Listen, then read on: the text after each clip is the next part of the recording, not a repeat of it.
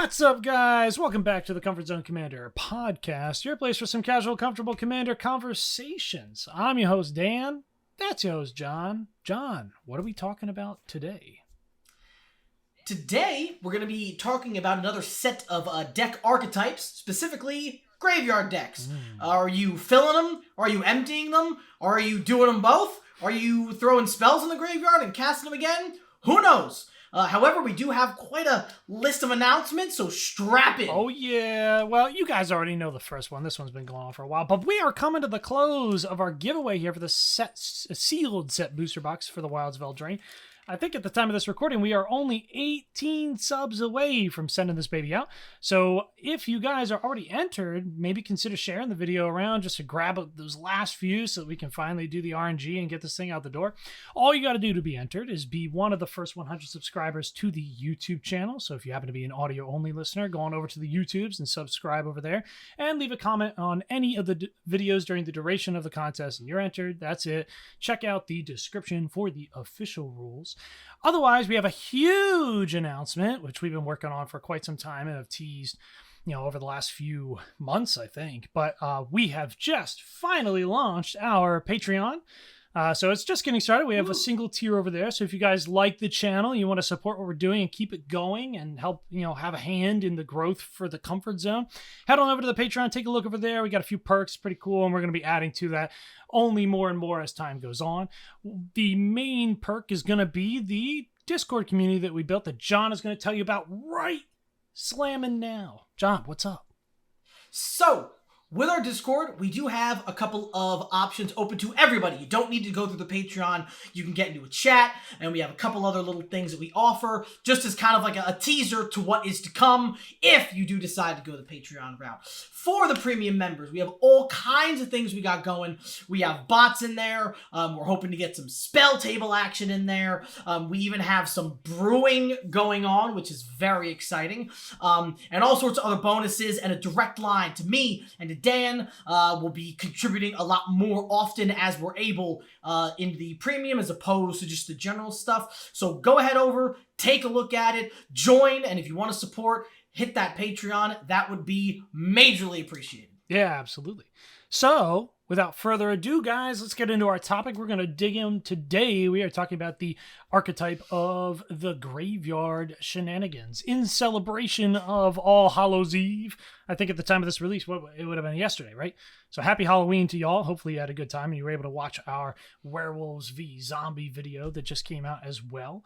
But today we're going to go over the graveyard archetype, kind of what we're doing, what we like about it, the different things involved, like John had mentioned. So, starting off, we're going to talk about what is a graveyard. Hopefully, we're just going to dip into this one. It's kind of funny. But just in case you're new out there, John, what's a graveyard? What's it all about? So the graveyard is where your cards go when you're done with them. That sounds kind of silly, but after a creature dies, unless, of course, there's auxiliary things going on, it hits the grave.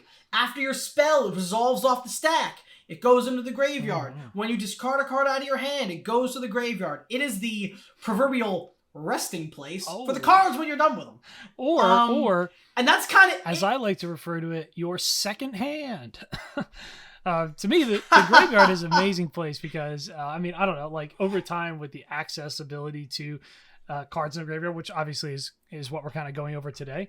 The graveyard is such an incredibly powerful resource. Accessing cards in the graveyard now is so easy through a bunch of different means that we're going to cover that basically if you're foddering that graveyard, filling it up, throwing cards, juice down into the yard, you just have a whole second pile to access if you have the right build.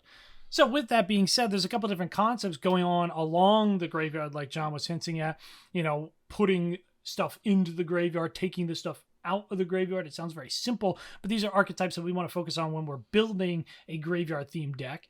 So with respect to that, the first thing we're going to talk about is this idea of grave foddering. What do we mean when we say grave foddering, John? So grave foddering, simply put, is putting things into the grave. There are a lot of ways to do it. You can discard cards at excess to fill your graveyard. You can mill, whether it's you or your opponents. You can flip cards right from the top of your library into the grave. Some decks use sacrifice abilities, so after you've played permanents or creatures, you can sack them and have them go into the graveyard. But foddering really just means making sure there are cards to access within your graveyard. A lot of reanimation decks use that kind of thing. In graveyard decks in general, it's really important to have access to those cards. If you're not there, you can't get them out of there. Yeah, exactly. There are decks that can utilize. I think that every deck can utilize, at least to some extent, some interactivity with the graveyard. At least nowadays, there are cards that have, graveyard based interactions just kind of ancillarily like printed onto the card that just give them a little bit of extra functionality. But if you want to focus on this kind of stuff, getting cards into the graveyard objectively, like intentionally adding cards to the graveyard more than just letting them get there through the course of the game, is definitely going to be part of your strategy. So I think the best way to go about, kind of talking about this, we have a list of decks that obviously are going to have graveyard-based interactions, so we can talk about some real-world examples of how we accomplish this task, and our favorite ways to fodder the graveyard. So one of the decks that I have that likes to do this kind of looting, conniving, foddering method is Rafine, the Scheming Seer, who he basically allows it so that when I attack, I connive X, where X is the number of attacking dudes. Connive is basically fancy loot, where you draw a card, discard a card, and then if you discard a non-land card that way, the creature that is conniving is going to get a +1/+1 counter for each one of those individual connive triggers. So this is one of my favorite ways to do it because, again, I'm filling my hand back up. And in fact, in the case of looting, where you draw before the discard, I get to possibly get my target in that draw. So it's a little bit extra information. So it's even more powerful than something like a rummage, which stereotypically refers to discarding a card, then drawing. So Connive is super powerful for this. And I really love Rafine. And that's the reason I built the deck, because he gives my grave fodder, which is a very necessary part of that deck that wants to have things in the graveyard, access to that directly into my command zone, and very powerful at that. So I get to refill my hand as well as foddering my grave at the same time, and it's accessible right in the command zone. So this is my favorite way to fodder. What do you got? What's your favorite deck maybe that you fodder with? Favorite one that I fodder with, believe it or not, is very similarly my Rivaz of the Claw deck is a Rakdos colored dragon themed reanimator deck where I rummage and loot as often as I can because, again, I need to get dragons into the graveyard. I mean, Rivaz is a pretty low CMC and he taps to add mana that you can only use to cast dragons, but he allows you to cast a dragon per turn from your grave. Yeah. So the idea of being able to draw and discard while taking these fat dragons and dumping them into the grave in a, of course, red, right? And then being able to use my commander to just pull them right back out is how that deck is supposed to function. I really enjoy the, mass discarding of the cards. So the cards that let me, I'm drawing 3 or 4 cards and I'm tossing a bunch of cards out of my hand, or even self wheels where it's discard your hand and draw a bunch of cards. Yeah. That's really exciting because I'm not relying as much on reanimation spells, my commander, so I have a lot less concern of what I'm throwing into the graveyard. I can just throw it all. Here you go, boom, gone. Yeah, and red is really cool. And that's very free. Yeah, for sure. And red is really cool in the sense of because you're doing more rummaging than the looting. Oftentimes, looting is more often, at least in my experience, a 1-to-1 trade. So draw, discard, where a lot of red opportunities for rummaging are often a 1-for-2 trade, or even more on occasion. You think your classic, what's the thing with Cathartic Reunion? Is it? Is that the discard 1, draw 2, or is that discard 2, draw 3? Either way, you're getting... That's the discard 2. Yeah, so you're getting a card up at the end of that deal. So if you can manage it on the front end, if you have the cards to support that discard, then it's a little riskier, but the payoff is bigger. And I think that obviously just plays back into what red is as a color anyway, taking those bigger risks and things of that nature. But it's funny that you say... Because you kind of brought up one of our next natural points here, right? And the same reason that you mentioned Rivaz is interesting for me with respect to why I like Rafine, because you said that Rivaz gives you access to your reanimation abilities in the command zone, which naturally leads us into one of our next points here, which is another thing you got to do then is once we get the junk into the yard, what are we gonna do with it, right? Like, and there's a couple different things that we can do with the junk in the yard, but one of the most popular ways to do it, and a really enjoyable way, at least in my opinion, is through this idea of reanimation, which stereotypically is like the old Monster Reborn, Yu-Gi-Oh vibes. Not a sponsor, not even the game we're talking about, but you know what I mean. It's the idea of taking an unalived critter and making it realived onto the B field by some kind of means. And in your deck, Rivaz, he helps you out with that, right? What does he even do? I don't even remember, to be honest with you. So, I think, I forget the exact wording, but once per turn, you can play a dragon spell or a dragon creature from your graveyard, and then he taps to add 2 mana, but you can only use it to cast dragons. Yeah. So I like that he's flexible, first of all. If I'm not getting my looting and I'm not getting my dragons into the graveyard, he still allows me to mana ramp dragons, which is nice. Yeah. But more specifically, obviously, I can use that mana to cast the dragons right from the grave, which is really cool. I also really enjoy, I run Chainer in the deck, who is another, like, I can discard, have the ability to play something from my grave. Again, foddering and bringing things back kind of in the same package is, like, huge, especially because dragons aren't cheap.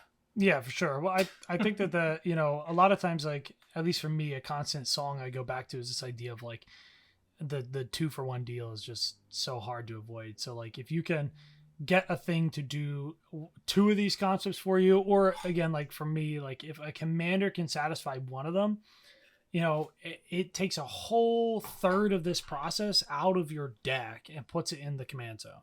Obviously you can have some fallback stuff, but like you get to adjust the numbers so much, you can put a lot more juice to the other 2 ends of the objective without focusing too heavily on what's satisfied by your commander. Like with Rivaz being more your reanimation, you don't have to put as many of those independent reanimation enabling abilities into the deck and can focus more on having the efficient grave fodder and card advantage to set you up to take advantage of Rivaz's reanimation, which I think is really interesting. Now, another deck, like concept for filling the graveyard, we talk about foddering. It's somewhat similar. Although I think that oftentimes when we talk about foddering, there's this idea of maybe like a little bit more intention behind it. Now, the next thing we're talking about here is definitely still foddering, but it's a lot more by the bootstraps, chaotic. Just you're gonna do what you can and you're gonna max out, right? Which is this idea of dredging or milling in order to fodder your graveyard. Which generally refers to mill nowadays, which back in the day didn't even used to be a keyworded ability directly, but the idea being that you're going to take X number of cards in the top of your library, whatever the spell is enabling you to do, and you're going to put them directly into the graveyard. So they're not going to go through the channel of your hand. They're just going to go right from the deck into the graveyard. So you can see that there's a lot more risk associated with that interaction, as I'm sure you guys are familiar with. So you never really know what you're going to mill, obviously. So decks generally that focus on milling are going to try to take a lot of advantage of the fact that they're throwing things in mass chaotically into the graveyard by stacking cards that are going to enter the graveyard with extraneous benefits. Maybe if they're not just like your reanimation targets, but things with flashback or with dredge or ways to access it out of grave. But for me, that's kind of our next concept here. But for me, I have a Nethroi Apex of Death deck, which you guys will be seeing soon in one of our upcoming gameplays. But basically, I'm looking to mill as much as humanly possible in that deck and just chunk my entire deck into the graveyard. I do have a lot of dredge mechanics in there where if you're not familiar with dredge, it's a very old school mechanic. It's kind of bad, to be honest with you. Although I know, like, there's many like dredge, absolute insane builds in other 60 card formats. But the value of dredge is kind of interesting. So basically if a dredge card is in your graveyard, instead of drawing your card as per normal, you can rip that card out of your graveyard and in exchange mill some odd number of cards off the top of your deck equal to the dredge count. So I do have a lot of dredge presence in Nethroi, and it's very chaotic and very mill based. But I don't even know if you have a deck that is primarily mill based. Have you ever dabbled with that? I've done a little bit, and I think it's something that I've always thought about. I mean, I've been trying to rework like my rogue deck, which for a while the rogue deck did a lot of like group mill with Anawan at the helm, where like when you hit your opponents with rogues, they mill, but I wasn't using it to fodder my graveyard, I was using it to fodder my opponent's graveyard, and I did have a little bit of like taking my opponent's things out of their graveyards was like kind of floating around in there, but I don't really have a strict thing. A lot of what I have as far as like accessing those cards back out of graveyard is more things that like kind of get there coincidentally. I mean, a lot of my spell-based decks do run Pass and Flames, so I do get that flashback enabling. And my zombie deck, which again, if you guys check out the video, the zombie deck kind of tosses a lot of cards into graveyard. It does do a little aggro mill, but also quite a bit of self mill, because a lot of zombies can easily be accessed from grave just by virtue of having like Unearth, or literally one like, I forget his name, but it's the one-mana guy who literally just is like, if you have a zombie, you can play him from grave. So I have things that kind of mill me coincidentally in that deck, but again, I'm not trying to like throw cards in mass. If I threw cards in mass in my grave in that deck, I would run into a very, very big problem. Yeah, no, that's fair. I guess, I never really built something that was like self-milling so aggressively before I built Nethroi. And one of the things I really like about it, and Nethroi was one of the decks that I used when I was teaching my wife how to play. It was a whole systemic thing of like the steps up of learning how to play, which we will be releasing a video eventually about how to teach a new player Magic and strategies with respect to that. But when I was introducing my wife to this, it's funny because there was this concept, right, where like she never wanted to actually do it out of fear of like the good stuff she might throw into the graveyard. So it's this big hesitancy, because there are some spells that you're just not going to get back. You know what I mean? I mean, with the exception of like hitting an Eternal Witness at some point, and then you can only get one of them. But there's not enough that enables like instants and sorcery recursion in that deck. So when you're throwing these cards into the graveyard and that's it, you got to say goodbye to them. They're just gone. It's a little bit, I could see it creates like some anxiety for new players, maybe people that aren't so familiar with it. But, oh, man, it is also just such a rush. Like, so when I was teaching her how to play the deck, my idea or like the adage I was trying to pass on was just, when you can, you do it. Like, there is no thought. It's like, if you can mill, you're milling. You know what I mean? Like, if it's a positive, like, trade, like, let's say, you have a, what's that? The timepiece one. Perpetual timepiece. Thank you. Perpetual timepiece. Awesome card if you guys aren't familiar. It's a little artifact. I think it's 2 mana, but it has the ability to tap it to just mill 2 off the top. It also then retains the ability to pay some amount of mana, tap it, sacrifice it, and selectively add a few cards from your graveyard back into your deck, which is a way of kind of negating this negative. But basically with that thing, a lot of times she would have it and not want to activate it out of the fear of like, oh, maybe the top cards are great. And I'm like, yo, here's the rule for Perpetual Timepiece. You say pass, you wait till the last guy, Perpetual Timepiece. Every time, there is no question. You just got to go for it and not care about what might hit the yard. And in that respect, I really do like the mill strategy for foddering. Like, I love Rafine because it speaks to that, like, I know, pure evil blue player within me. So like always have the edge, the advantage, always be able to see the most information and make these calculated decisions, keep myself up on the card advantage, so on and so forth. But there's something really fun about just like, oh, you have that like farmland hermit dude. What's his name? Gosh, man, I'm so bad at card names just like off the spot when they come up. Is it Hermit Druid? Yeah, okay, I think it's Hermit Druid. But he's a dude that just mills until you get a basic land, and then bop, all that stuff goes away and you get the basic land. That thing can mill like 20 at a shot if you have the right like situation on the top of your library there. And sometimes you just got to go for it and just like have fun. It's like running the roulette, right? And like you don't know what you're going to get, but you might hit big because you're defeating luck, right? Or strategy with just pure volume.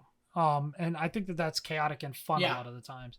No, I really like Nethroi because of that. Like, again, Rivaz is a little bit of that way, but a deck I forgot had a bunch of cards that fit in here is my adventure deck with Baluna. Belluna herself mills a bunch of cards, and then you return any cards with adventures back to your hand. There's also one or two other creatures who have you mill, and then you can cast a spell, or you draw and cast and discard a bunch.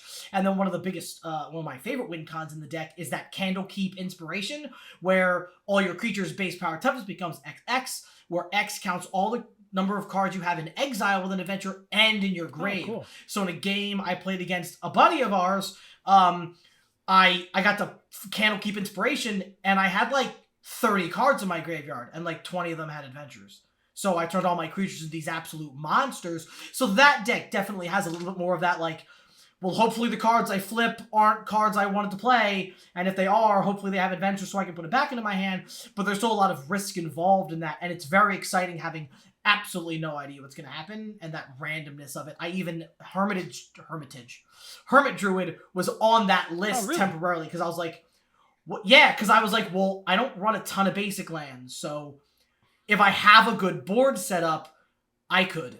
And I have Candlekeep in my hand. Like, Hermit Druid could be the difference between having 5 adventures in my graveyard and like 15 adventures in my graveyard. And that obviously is a huge power difference. He didn't make the cut because I just didn't think so. But it's one of those cards that every time I see you use it in Netherrealm, I'm like, but that's so much fun. Like, I could probably make it work. Yeah, I know, exactly. Well, I think that's a lot of fun, like, in a general sense. And that's the thing. It's all like that risk management, like mitigation. Like, you know, if you can get the numbers correct, you can do the crazier, like, fodder abilities and hopefully come out on top. Obviously, you always have the chance to whiff it.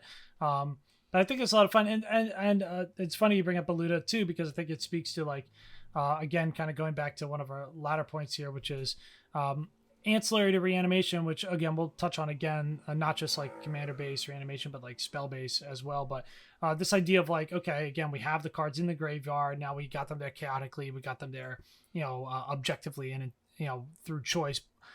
But what are we going to do now, right? So, like, we touched on the idea of Reanimation, especially with respect to Rivage, but there's a bunch of other ways to do it, too, that we were talking about, like Flashback, of course, is one of them, which I think is a really good one to talk about with respect to Belluna, because of a really cool interaction that you built into that deck with that one dude. What's his name? Oh, yeah. I forget. There was that one. It was, again, and I apologize, but I want to make sure I give credit. Somebody tweeted it.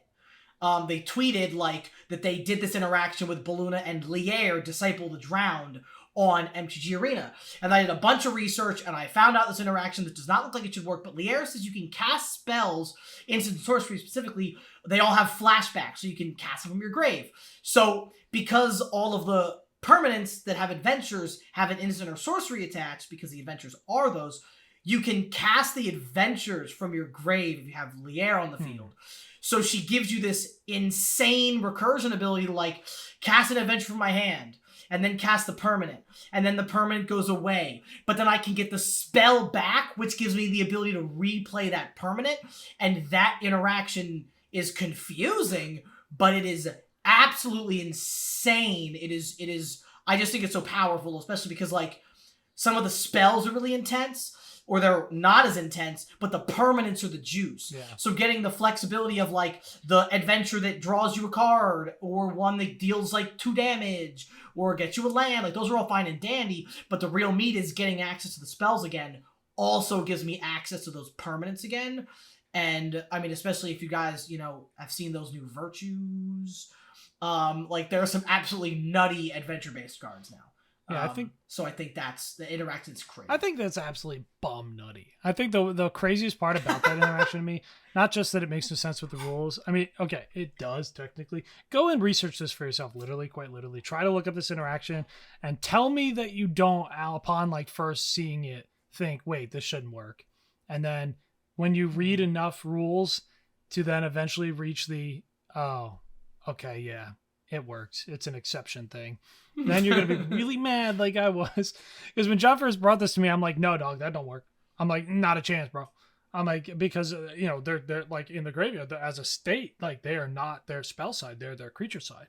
And this is very, like, extrapolated ruling where, like, if you conjecture to cast the spell, the flashback, like, final check happens on the stack or whatever. And as now it's on the stack being proposed as an insert sorcery, it is seen as such absolute, like, malarkey. But it does. But it's so It does cool. generate like an incredibly broken thing, especially in the sense that like usually when you flash something back, there's that finality to it. Excellent finality counter. See how I did that? Which is this idea that once you flash it back, it's going to go into exile instead of returning to your graveyard. But the interaction with Lier with Baluna kind of nets around that because you can choose the replacement exile effect to send it back on its adventure instead of exiling it due to the flashback. So it's going to go through that cycle again, which is specifically something that Flashback was trying to avoid by its rules wording.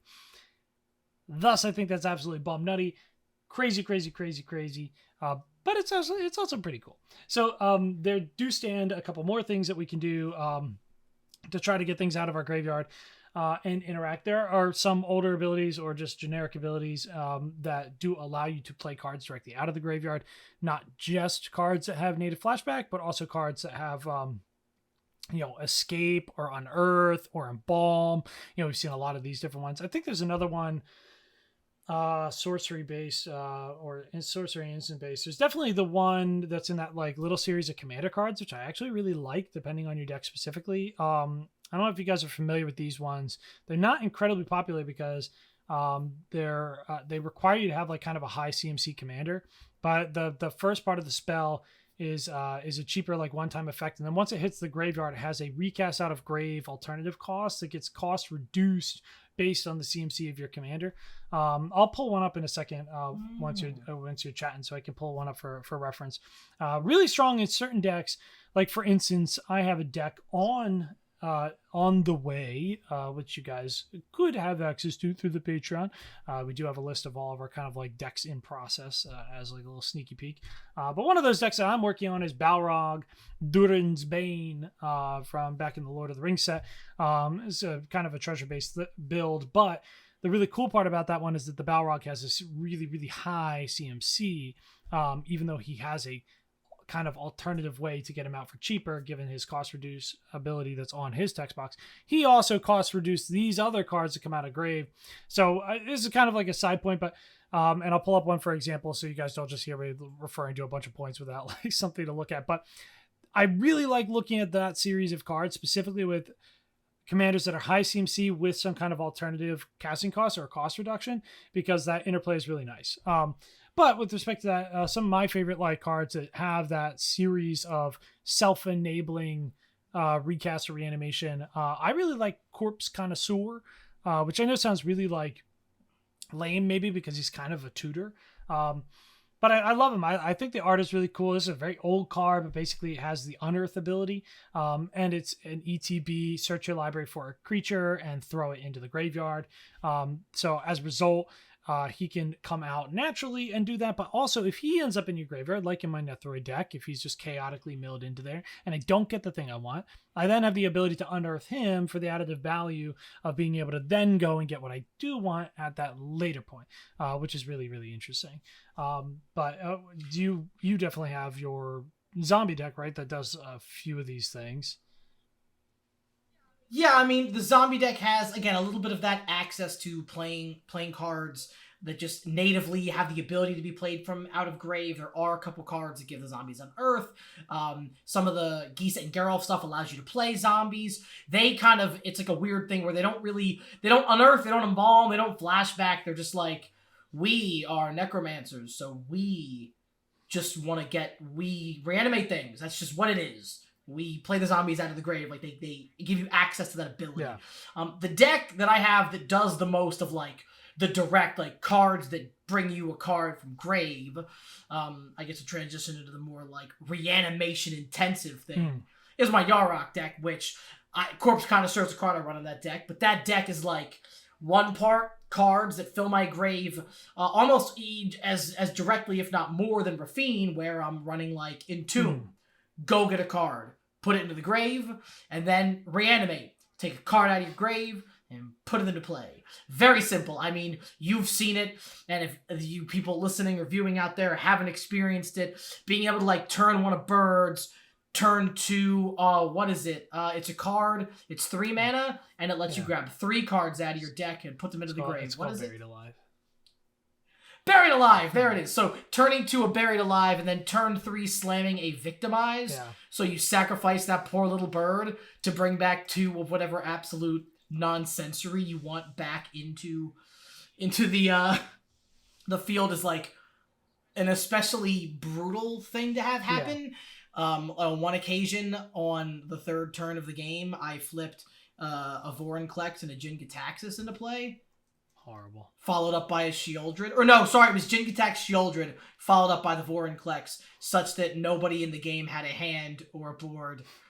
That deck, that was not one of those feel-good moments. No. But that is my most direct line of like, get a card, put it into play. That's that deck. The deck functions for me a little different than a lot of Yarok decks, where it's not trying to like repeat these synergies where you're reanimating small guys like Sakura Tribe Elder to like draw or get lands or whatever it is. It's more about these like get these really powerful, impactful, toolboxy control pieces at whatever you need at any given time to clear the board, take somebody's thing, destroy a thing, remove a thing.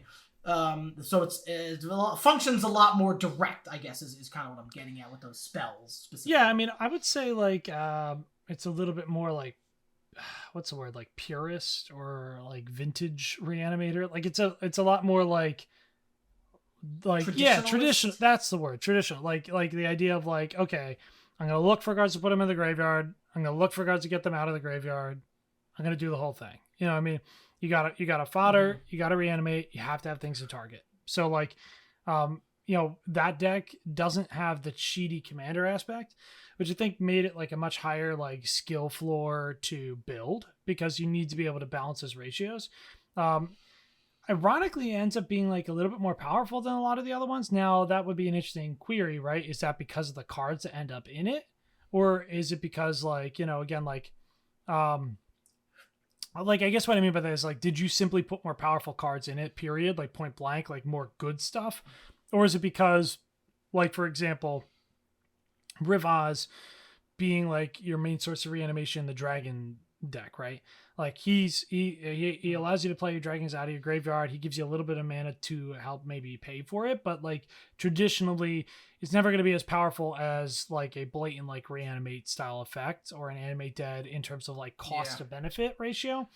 So I guess what I'm saying is it more powerful to have the density of those cards that are just good like cost to benefit ratio, or is it more powerful to have the consistency of the access by having it in the command zone? I think Reanimator often outclasses a lot of these other decks, but I wonder if that's because of the relationship of like the cards themselves being more good stuff, or if it's because of the relationship of, like the decks themselves being, like built to exist at different power tiers and things like that.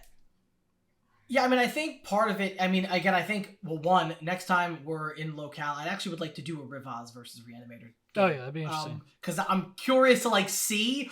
But I think a lot of it is something like Rivaz, like, the goal of, and I think as far as our reanimating decks go, Rafine is another one of the stronger ones, because, like, in Rivaz, the goal is all this reanimation, but my win con and my cards, they're not themed on ETB as much as they're themed on dragons.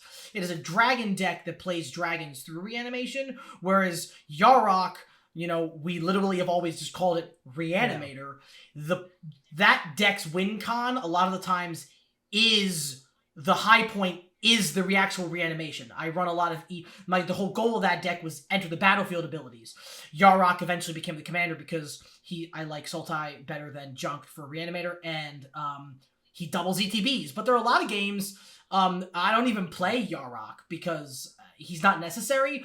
The cards are entering the battlefield and their impact is immediate. Whereas the dragon deck, I need a couple dragons. I have to go to combat a few times. So I think part of that has to do with like the goal of the deck. Rafine's the same way. I've seen you flip a couple cards of Rafine very similarly, where you're like, what is it, Master of Cruelties or Cruel something? Archon. There's that Archon of Cruelties. That card is so powerful, and it's like, but that's it. Like, he hits the battlefield and his impact is immediate, whereas you can go to combat and Rafine, and a lot of times you win through additional stuff in combat and Rafine, but like the high payoff point is the reanimation itself, whereas in Rivaz, the reanimation is just access to those dragons. I think Nethroi functions similarly, where like Nethroi is super cool, but a bunch of, you know, 0 power or 0 toughness guys entering the battlefield and having auxiliary effects is cool, but that is not like the win con. Like, those cards coming back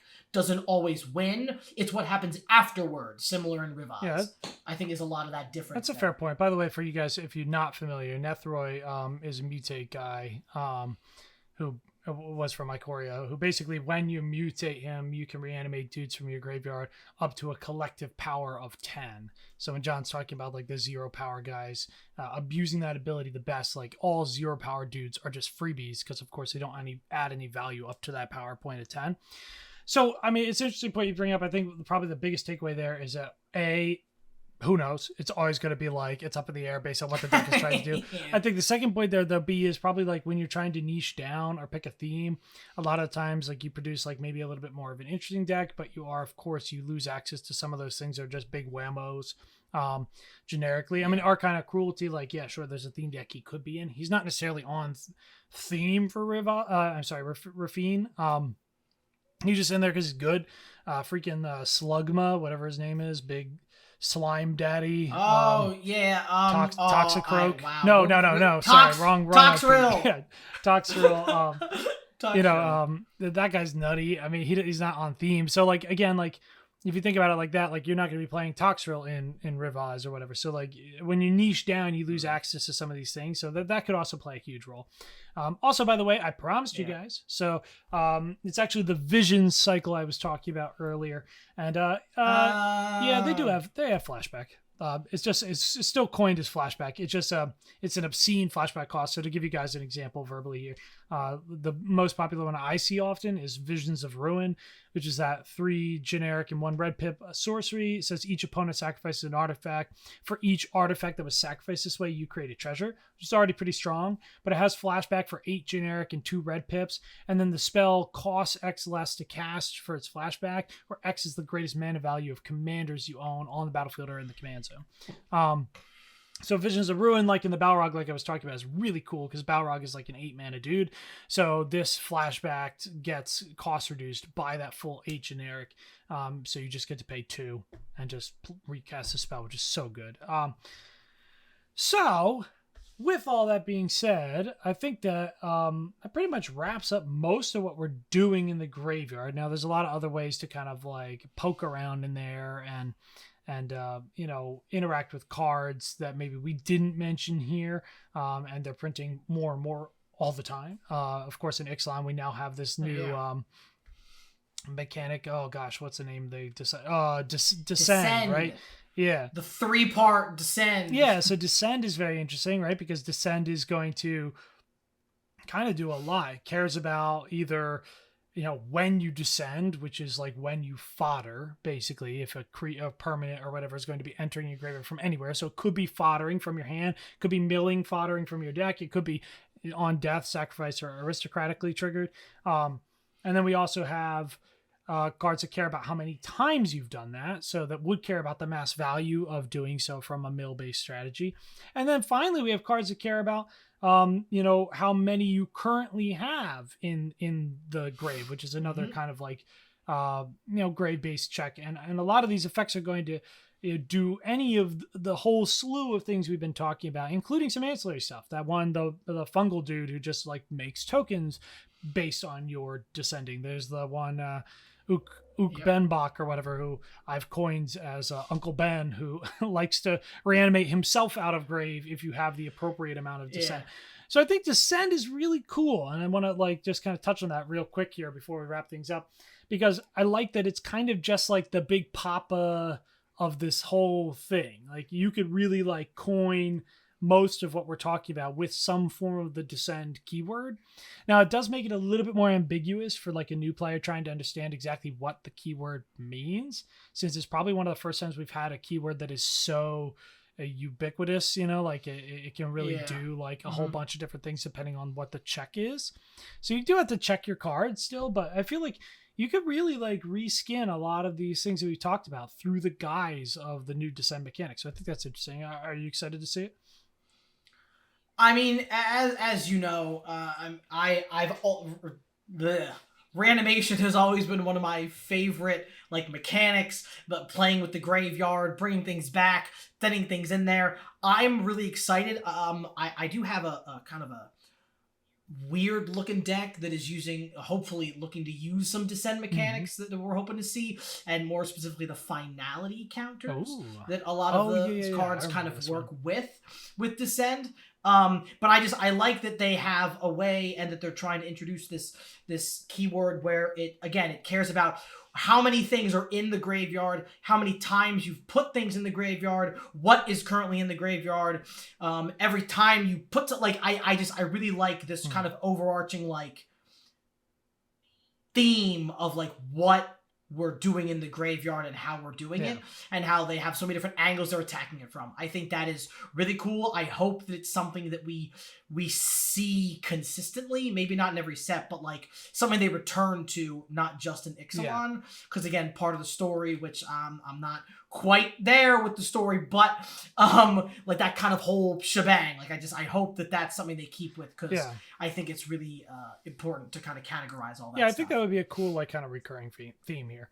But anyway, if you guys are looking to do a little bit more of a deep dive into this and get talking about it, if you're feeling inspired about like Reanimation style graveyard based decks at this point, and like you just saw your brewing mind is just ticking and turning, we have a couple different options for you over on the Discord to kind of continue this conversation. If you guys want to go check it out, again, it's going to be a little bit bare bones until we start building the community, so be brave, be valiant, and go check it out. But in the free community, we have a channel where you can just generically talk about cards that are inspiring you at the time, and do some kind of open-ended brewing together.